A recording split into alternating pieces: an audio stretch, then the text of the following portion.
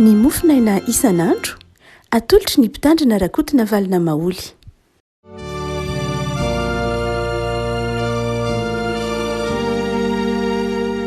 Fanarabantsika rehefa koa tratra ity sabotsy fa 9 ny volana janoary ity dia ny fahasoavan'ny tompony toetra amintsika hatrany ny mofinaina voalahatra ho antsika io dia ny salamo fahasivy ny andininy voalohany ka hatramin'ny andininy fahafolo vakitsika aminaran'i Jesosy. Hideran'i Jehovah amin'ny foko rehetra, hanambarany fahagakahana rehetra, ho faly sy ravoravo aminao hankalaza ny anaranao ary avo indrindro, satria lasa niodina ny fahavaloko, nirepirepy izy ka ringana tsy eo anatrehanao, fa efa nitsara ianao ka nanome ahy ny rariny, mipetraka eo amin'ny seza fitsaranao ianao ho mpitsara marina, efa nanarinao mafy ny jentilisa, efa naringanao ny ratsy fanahy, ny anarana efa nokosehinao faty mandrakizay dory, ny amin'ny fahavalo dia tanteraka ho mandrakizay ny fandravana azy, ary izay tanàna efa noravanao dia very na dia ny fahatsiarovana azy aza. Kanefa Jehovah mitoetra mandrakizay, efa nametraka ny seza itsarany ary izy itsara izao tontolo izao amin'ny fahamarinana, eny itsara ny firenena amin'ny fahitsiny izy. Ka dia Jehovah no fiarovana avo an'ny manitra, ho fiarovana avo amin'ny andro fahoriana izy, ary atoky anao izay mahalala ny anaranao fa tsy fonao izay mitady anao Jehovah. Ray masonao manamasinana amin'ny fahamarinana ny teninao amin'ny fahamarinana. Amen.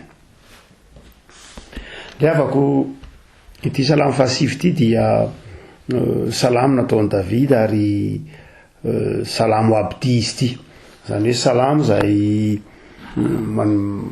ny andininy tsirairay dia mifanaraka amin'ny alfabeta hebreo.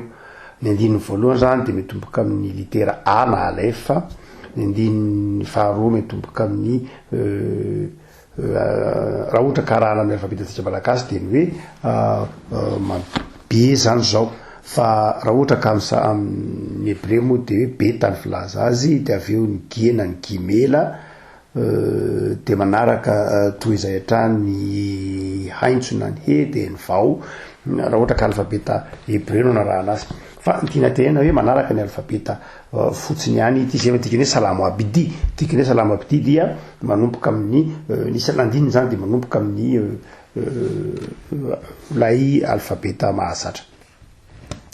Eto zany dia nentina mampahay dia ny fahafolo, ary atoky anao izay mahalala ny anaranao Jehovah fa tsy fonao izay mitady anao, ary atoky anao izay mahalala ny anaranao fa tsy fonao izay mitady anao Jehovah. Raha ohatra ka tena adika averenana adika zavazava kokoa izy dia ny hoe ny izay rehetra miantehitra aminao ka mahalala tsara anao dia tsy mandao azy mihitsy ianao. Zay raha ohatra ka averenana adika ity dia ny hoe aoka izay rehetra miantehitra aminao, izay rehetra mifikitra aminao satria mahalala ny fahatsaranao Andriamanitra, dia aoka izy atoky fa ianao dia tsy mba mandao mihitsy izay rehetra mitady ianao. Eto zany dia mazava fa ny taona ny olona hiantehitra amin'Andriamanitra ity salamo fahasivy ity, ary miantehitra amin'Andriamanitra no ny fahalalana, ny fahatsaran'Andriamanitra. Miantehitra amin'Andriamanitra no ny fahalalana, ny fahatsaran'Andriamanitra. Ary rehefa miantehitra amin'ny fahalalana, ny fahatsaran'Andriamanitra dia tokony atoko fa tsy mandao mihitsy izay mitady azy Andriamanitra. Ny famaritana natao hoe fivavahana na religion izay nalaina avy amin'ny teny latina, Cicéron voalohany nampiasany teny izy hoe religion na religio moa laza ampiasain'ny Cicéron tamin'ny fotoanandro. Ny atao hoe fivavahana zany izay nalaina avy amin'ny teny latina religio dia karazan-drazana ireo fitambarana fomba fitambarana fietsika, fitambarana teny zay ifandraisana amin'ny zavatra inona, amin'ny zavatra tsy hita maso sy tsy azo tsapahitanana. Mitovitovy faka ihany amin'ny teny hoe religo ny hoe religio. Ny teny hoe religo dia toy ny hoe nazahoana teny français relier, zany hoe misy zavatra fatorana na fifamatorana na misy zavatra tahaka an'ireny soavaly alahatra ireny zany de fatorana, ohatra metrahana azy hitarika zavatra de alahatra de fatorana ampifandraisina. Ndika zany ny fakany teny hoe religo amin'ny teny latina, religio dia milaza tsy olona ray akory, tsy olona ray fa milaza olona maromaro toy ny hoe mifandray mba hifandray amin'ny zavatra inona na ny zavatra ataontsika hoe tsy hita maso ka inona araka zany. Ny teny latina zay nevinony teny hoe fivavahana io zany de milaza fifandraisana indroa ataona, lay hoe lay olona zay maromaro misy religo zany hoe mifandray, izasy anao zany isika menakavy de mifandray ary miaraka manantanteraka zavatra iombonana, fiaraha-mivavaka, manonona teny, misy vetsika iombonana mba anehoana fifandraisana religo ihany amin'ilay Andriamanitra zay tsy hitatsika maso fa inotsika ny fisiny araka zany. Dia mazava araka zany fa izay no asehon'ity salamo fahasivy fahafolo ity ny hoe aoka izay rehetra miantehitra aminao, ireo zay mahalala ny fahatsaranao, atsiaro fa enao Andriamanitra de tsy mba mandao, enao Andriamanitra de azo ianterana, enao Andriamanitra de mamaly sy mampahery zay rehetra mitady anao. Zany hoe eo zany dia mane famaritana vaovao ny ataontsika hoe religo zany ny fivavahana ny religion, ity salamo fahafolo ity. Am'izay mety ho maritany olona azy mantsy de izao ny atao hoe fivavahana de hotsika manao hoe lay amin'ny amaritana tsotra azy lay fomba, lay fietsika, lay teny, mety ho lay liturgia amin'ny amaritantsika azy, lay liturgia zay mety ho amaritatsika ny atao hoe fivavahana. Fa eto ny salamo na ny testamenta taloha avako malala de manazava fa ny fivavahana kristianina de marina fa religion tahaka ny religion rehetra ihany izy, fa tsy de zay loatra akory ny tena zava-dehibe amavahana azy. Endrika ahitana azy ihany ny hoe misy trano fiangonana, misy batisa, misy liturgia, endrika ahitana amin'ny fomba maso, ahitana amin'ny fomba ahitana na atsapana amin'ny fomba ahita maso lay fisiny lay fivavahana iny. Fa eto de mamaritra ny salamo fa ny tena mahafivavahana lay fivavahana de ilay fahatokina an'Andriamanitra. Zany hoe ny tena endrika ifandraisana amin'Andriamanitra de ilay fahatokina, ilay fianteherana amin'Andriamanitra. Ndika zany de ilay fivavahana de ilay zavatra ao anaty aloha voalohany, voalay ety ivelany. Ny fivavahana mety ho nahazatra ny olona ohatra raha ndeha ataoko hoe ny fivavahana nentim-paharazana ny sampy ohatra, na ny mety ho ny fivavahan-dehibe hafa de lay ety ivelany no ny tena zava-dehibe. Le hoe lay rita na lay teny na lay fietsika, fa ny fivavahana kristiana rehefa koa malala na ny zay tenenin'ny salamo de zao le hoe lay finoana ny tena zava-dehibe, lay finoana, lay fahatokina, lay fianteherana amin'Andriamanitra. Zay ny voalohany, zay zany ny fiantombohana religion na ny vavahana kristianina, tsy manomboka zay le hoe ataony teny religo, lay fifamantorana amin'Andriamanitra zany dia tsy lay fihetsika loatra ny voalohany. Io le tenin'ny mpanao salamo manao hoe raha fanatitra latsadrangy ny akasitrahanao no meko ihany, raha sorona na fanatitra hodorana no akasitrahanao no ataoko eny ange. Fa ny fotorotoro zay le hoe lay finoana no fifamatorana amin'Andriamanitra voalohany indrindra. No zany a dia eto zany lay ditsotra masina rehefa dia manazava amintsika fa ny fototra iorenan'ny fivavahana kristianina dia ny finoana aloha. Ny finoana aloha. Ary io no mahatonga ny Martin Luther nanazavany hoe sola scriptura, sola fide, zany hoe ny finoana aloha ny voalohany indrindra. Ny mahafivavahana ny fivavahana kristianina resantsika io dia izaho nametraka ny fitokisako tamin'Andriamanitra. Za namindra ny fitokisako tamin'Andriamanitra. Zavatra natioran'ny olona ny hoe manana zavatra hitokisana izy, mety ny tenany, mety ny namany, mety ny volany, mety ny fahaizany, mety ny loharano ipirany, ny fianakaviany, mety ny fakany andohany ny mahizy azy, mety ataontsika hoe natiorana zavatra mety mahazatra ny olona ny hoe manana zavatra hianteherana.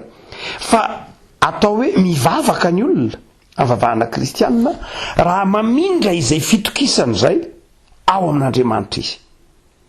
Ary dia rehefa mamindra izay fitokisana izay amin'Andriamanitra izy, zany hoe lasa hiankina ny Andriamanitra, ary afindrany eo amin'io Andriamanitra io ilay fiankinany amin'ny herin'ny tenany izay mahizy azy, dia io ilay tenenin'ny mpanao salamy hoe tonga hianteherany, tonga hialofany Andriamanitra. Izay ilay finoana. Ary io finoana sy fianteherana amin'Andriamanitra io dia manjary tonga fomba hita maso io. Ary io ilay tenenin'ny Paoly hoe lasa ECBA, zany hoe lasa toe-panahy araka an'Andriamanitra. Lasa fihetsika ilay izy rehefa avy eo, lasa fiainana ilay izy rehefa avy eo, lasa toe-posy toe-tsaina ilay finoana rehefa avy eo. Ao aorianan'izay. Hoy manao hoe eto zany ny mpanao salama dia manitsy ny kristianina mivavaka amin'ny fahazarana. Tsy ratsy ny mivavaka, mazava ho azy. Boky Noabolana dia niteny manao hoe zaro amin'ny lalana tokony ho alehany ny zaza. Fa na rehefa lehibe azy izy dia tsy ala amin'izany. Ilaina ny fahazarana. Ny fototra ny antsoina hoe fanabeazana dia fanazarana, okazava. Zava-dehibe ny fahazarana. Ary misy zavatra tsy ametrahanao fanontaniana intsony satria efa nanazarana anao. Fa izao kosa ny fivavahana dia misy zavatra mihoatra lavitra no zay. Dia ny fiankinana amin'Andriamanitra, ny fianteherana amin'Andriamanitra, ny finoana zany. Hoy tsika hoe ny salama eto na ny vavahana kristianina dia manantitrantitra an'izay fa zava-dehibe lay finoana. Manomboka amin'ny finoana ny fifandraisana amin'Andriamanitra.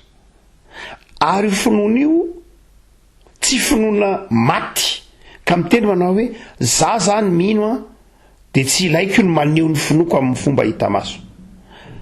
Io no olana ataontsika hoe ao amin'ny epistily ho an'i Jakoba. Satria nisy olona manao hoe za mino dia mijanona ho fifandraisana tsy hita maso amin'Andriamanitra ihany ny finoako. Misy manao hoe za asa.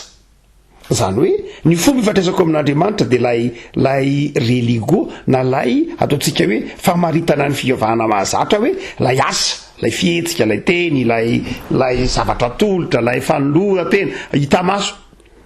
Dia io famaritana izay ataontsika hoe hito amin'ny epistily no soratan'i Jakoba io ny famaritana ataontsika ny fivavahana ankehitriny, lay zavatra hita maso mandrakariva ny voiziny. Dia eto zany ny mpanao salama dia manazava amintsika piny manao hoe enao mahatsiaro ny fahatsaran'Andriamanitra. Mino ianao zany.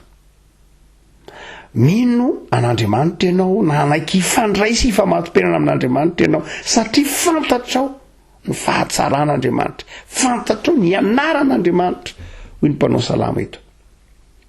No zany dia izao izay fahafantaranao ny fahatsaran'Andriamanitra izay no mahatonga anao mialoka amin'Andriamanitra ary mahatonga anao mazoto amin'ny asa tsara rehetra.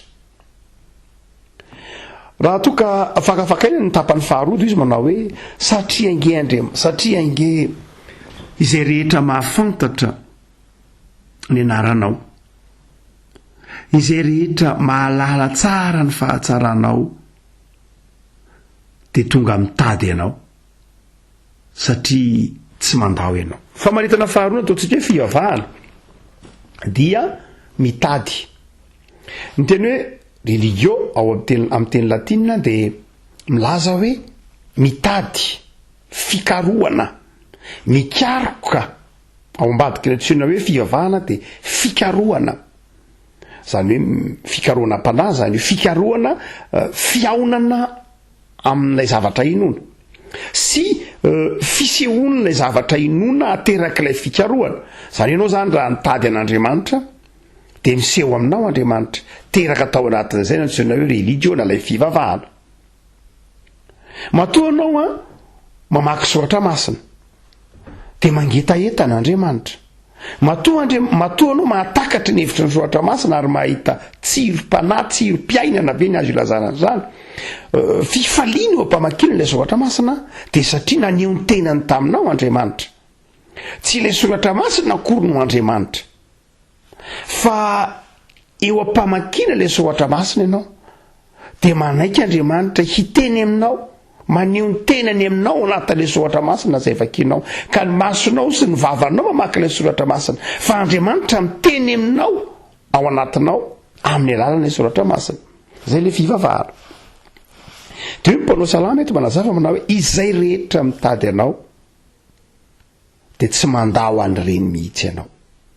Ny hevitra faharoa ny fivavahana isika teo dia ilay fanekena hitady an'Andriamanitra, etaeta hitady an'Andriamanitra, ary azo lazaina koa raha hoe ilay olona mpitrosa amin'Andriamanitra, ilay olona tsy maintsy manao zavatra amin'Andriamanitra noho ny finoany dia tsy mandao an'ireny mihitsy ianao Andriamanitra.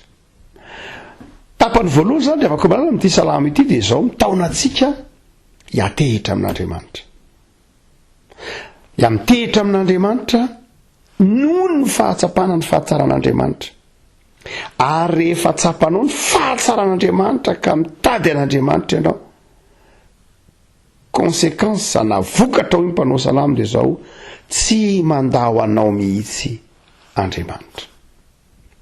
Raha ohatra ka azavaina zany dia reteny telereto no fanalahidy asehonyity salamo fahasivy eto ampiratana antsika no andiny ny fahafolo ity. Ny voalohany dia izao: ny mahampivavaka atsika ry havako, ny mahampino atsika ao amin'i Jesosy Kristy Tompo dia ny finoantsika, ny finoana. Teny fanalahidy amin'ity salamo ity ny antsoina hoe finoana. Mety tsy dia finoana no ampiasain'ny salama eto, fa fianteherana na fiankinana na fahatokiana an'Andriamanitra. Ny fanontaniana mipetraka zany sy apetraka na atao amin'ny kristianina dia ny hoe move mahatoky an'Andriamanitra isika, move tsapatsika fa ny antony ilazana ny maha-kristianina atsika dia tsy ny akanjo anaovantsika, tsy ny zavatra eny am-peladana atsika ny voalohany indrindra, fa ny tsaran'Andriamanitra atsika voalohany indrindra dia ny finoantsika ao am-potsika. Io le tenenin'ny bokin'ny Samoela perikapa tamin'ny lahady teo manao hoe Andriamanitra tsy mijery ny ivelany fa mijery ny ao anaty. Tsapan'Andriamanitra ve raha mijery ny ao amin'ny fiainanao izy, fa miantehitra azy marina tokoa, miantehitra amin'ny marina tokoa ianao ao am-ponao. Tsy niazakazaka voalohany indrindra ho hitan'ny hafa ho mivavaka ny zava-dehibe voalohany. Zany akory tsy milaza hoe tsy ilainy zany, sanatria fijorona vavolombelona zany. Fa izao raha te hahita fankasitrahan'Andriamanitra ianao dia aoka ho ao am-ponao voalohany indrindra no tsapanao hoe tena tsy miantehitra amin'iza afa-tsy amin'Andriamanitra. Mino venao ny fahatsaran'Andriamanitra, mino sy tena miantehitra tamin'Andriamanitra venao, sa mbola misy zavatra fikirina.